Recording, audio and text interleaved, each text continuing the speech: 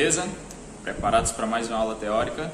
A aula passada a gente falou um pouco sobre o surgimento do judô, como foi a história do judô, como é que ele nasceu, como é que ele se criou, quais eram os objetivos de Jigoro Kano. E agora eu vou falar a história do judô no Brasil, como é que ele chegou ao Brasil e como é que do Brasil, como é que ele chegou no estado do Ceará, tá? Como eu havia falado, Jigoro Kano ele foi tendo alguns alunos, os alunos deles foram se galgando a faixa preta, foram ficando mais independentes, e Jigoro Kano já entendia naquela época que o judô não era algo só para ele tinha que dividir esse conhecimento para o mundo. Então ele mandou os alunos dele para cada parte do mundo, e quem veio para cá para o Brasil foi o Mitsu Maeda, mais conhecido como Kodikoma. Ele veio de barco, de navio, de lá para cá, viagem muito longa e tal. Chegou em São Paulo, ou foi em Rio de Janeiro, dos dois, passou por esses dois estados e não teve tanto sucesso. Logo em seguida ele viajou para o estado do Pará, aqui no norte, e lá o judô teve uma maior aceitação. Essa aceitação do judô trouxe a difusão que hoje o judô tem, tanto aqui no Brasil quanto no mundo, tá? Inclusive, quando ele chegou no estado do Pará, ele conheceu alguns integrantes da família Gracie.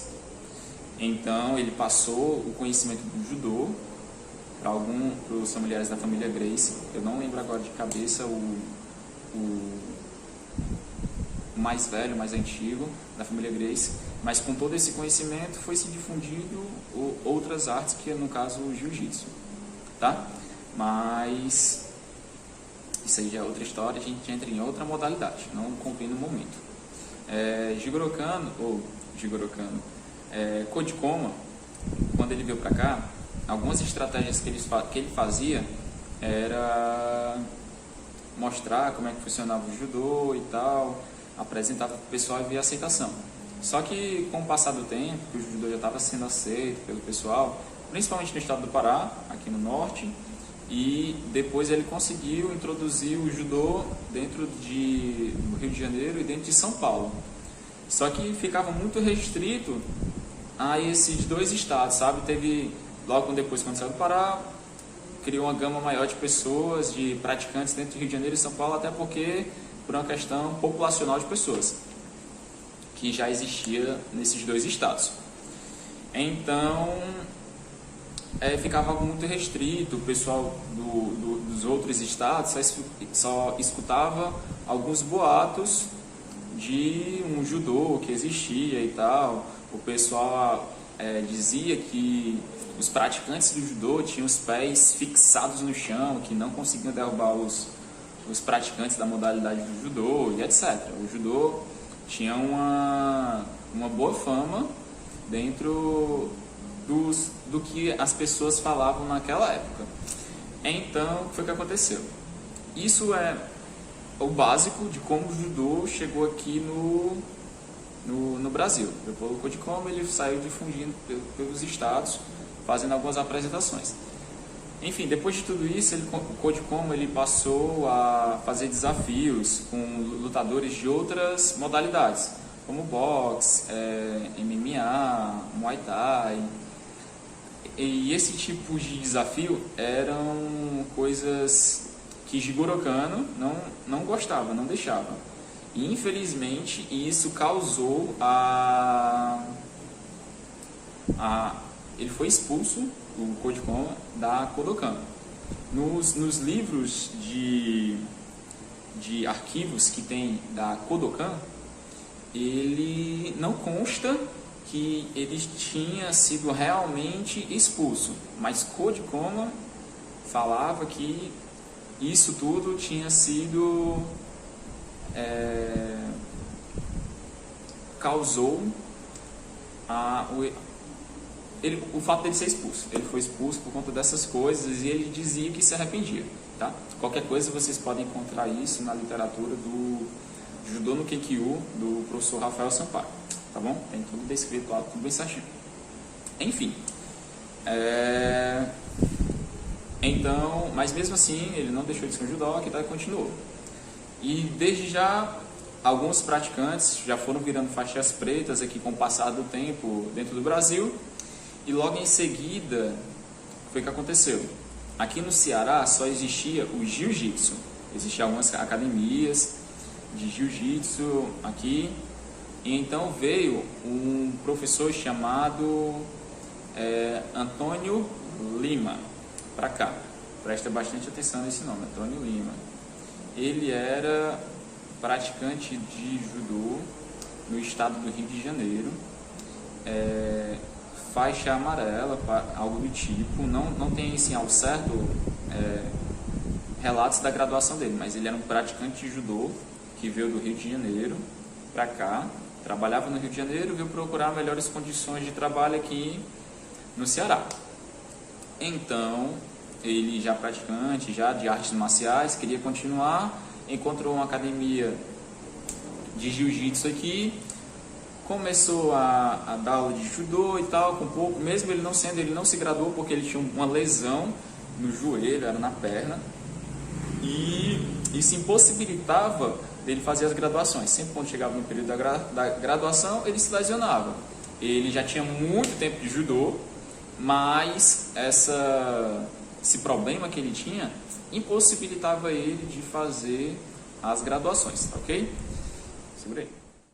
Probleminhas técnicos aqui, mas deu tudo certo. Eu falei que o professor Antônio Lima, aliás, ele não era professor porque ele não era faixa preta, né? Já voltando aqui ao assunto, logo de cara. Ele não era professor porque ele era faixa preta. Ele não era faixa preta, mas essa academia de jiu-jitsu que ele foi treinar era do professor Nilo Veloso. Como eu havia falado, a arte suave, o jiu-jitsu, era a arte que reinava aqui dentro do estado. E como o senhor Antônio Lima Aguiar não conseguiu encontrar nenhuma academia de judô, ele quis continuar treinando, mas no jiu-jitsu, já que as duas modalidades eram próximas, né, são parecidas. Então ele quis continuar treinando. Ele passou alguns anos aqui no estado do Ceará, passou todo o conhecimento, boa parte do conhecimento que ele sabia para os alunos da academia do professor Nilo Veloso, que aperfeiçoaram e adaptaram as técnicas do jiu-jitsu e conseguiram adaptar o judô no jiu-jitsu e o jiu-jitsu no judô e vice-versa. Fizeram uma grande troca de conhecimento.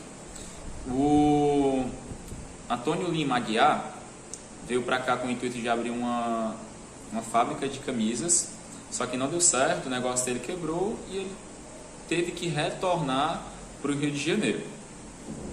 Pois lá ele tinha conseguido já novamente uma outra proposta de trabalho. Em seguida, por coincidência e sem grau parentesco algum, chegou do Rio de Janeiro também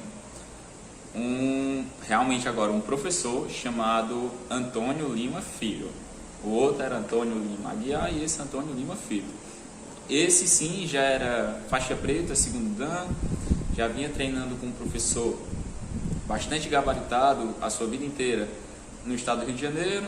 Veio para cá com o intuito de abrir uma academia de judô, já que ele sabia que o esporte aqui não era conhecido, o pessoal não conhecia, só escutava especulações. Como eu falei antes, eles faziam chacota dizendo que os praticantes do judô tinham os pés grandes, por isso não caíam, que os pés dos judocas eram colados no chão e etc. Então, com o intuito de disseminar o judô no Brasil, o professor Antônio Lima Filho veio para cá para o estado do Ceará e veio dar aula de judô. O judô, logo quando ele veio dar aula aqui, não foi tão aceito, não foi uma adesão assim logo de cara, como era previsto, mas com o passar do tempo as coisas foram mudando um pouco.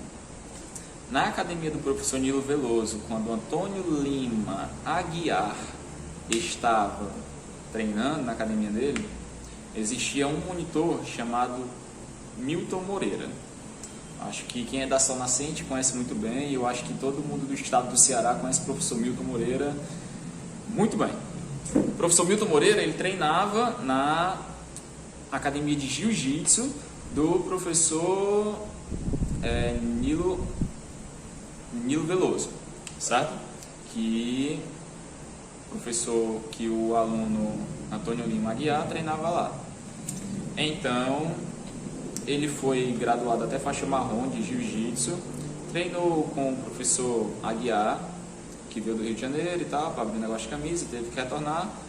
E quando ele viu o professor Milton Moreira, quando ele viu que o judô tinha chegado ao estado como professor realmente, tal, faixa preta, ele foi também treinar judô com agora o professor Antônio Lima Filho, certo?